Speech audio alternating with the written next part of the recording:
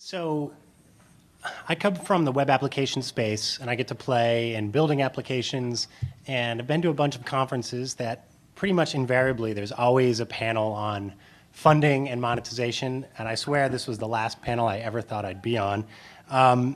But there's one thing that's frequently ignored in those panels, and it always sort of drove me nuts. So although I don't have a ton of time, I'm going to spend my 5 minutes talking about it, which is a little regrettable because I'm a huge fan of DIY culture.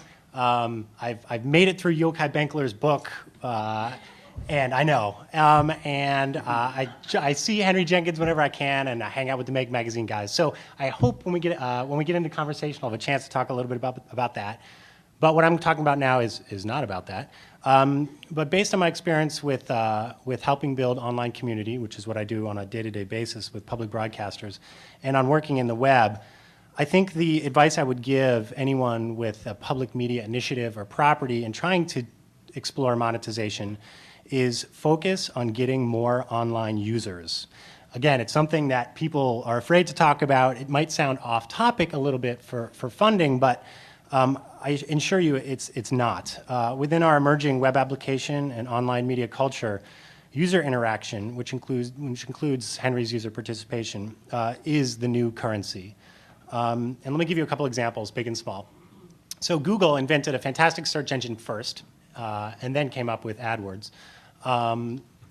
Google and Yahoo give away their content and most of their services for free in order to attract users.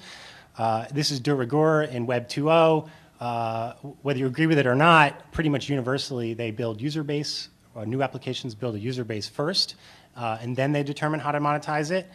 And if you look at particular pieces of media like webcomics and viral videos, these folks who are producing these pieces aren't saying, how am I going to monetize this? How many t-shirts am I going to sell? They want people to look at it, and then they get the MTV spot. So they do this all to get visibility and adoption, and I want to stress that. So what do I mean by user interaction? Not just user registrations, but really online relationship or interaction, product downloads, media sharing, remixing, reusing, references in blogs and social networks. I think the aggregated value of this conference has gone up just in its Twitter tag, for example. The community or discussions that you either find or build around your organization or products. So these are all examples of user interaction. But why is it so important? First off, the network effect that results buys, leverage, and choice. So by network effect, I mean if you get users and 1% of those users help you get more users, then you grow exponentially. And this buys you a significant amount of leverage with potential partners and underwriters. It also provides you with choice.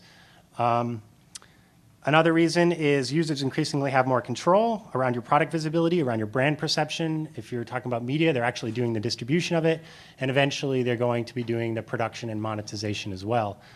Third, no users, no money. Whether you're selling coffee cups or donations or you're carving out or enclosing some piece of your media, each one of those depends on a user to make the revenue. And lastly, if you were to monetize first and build users second, you run the risk of corrupting your environment. Users have choice. If they want to choose between participating in an environment that controls some aspect of their experience and one that doesn't, they're going to choose the one that gives them more choice, more openness to do what they want. Finally, a brief point that most public media, I would argue, don't have enough user interaction to monetize. The exception here, while there are certainly several, might be podcast downloads, but I will argue that a significant number of podcast downloads happen in iTunes, which is a place that we don't have control over, nor can we necessarily monetize easy. And to end with a real map, if Claire, you could bring up the Alexa slide. First of all, I apologize for using Alexa. The data really does suck. I will admit it, but it's all I had, and it's over here. And what I've briefly shown is I've taken two of our largest media properties. Alexa measures traffic. On the x-axis is time, y-axis is traffic and reach. And what you'll see is PBS and NPR sites. I picked those not to represent, only to represent a piece of the media industry. They happen to be two of the biggest properties in the way of traffic, and compared them to 2 regional newspaper websites, which both actually get more traffic. Now, again, this is Alexa, and I also want to point out that PBS just notified me, and they'll be announcing very soon that compared to TV broadcasters, they are the #1 TV broadcaster on the web in the way of website traffic. Just a little plug for Boston, which is where I'm from.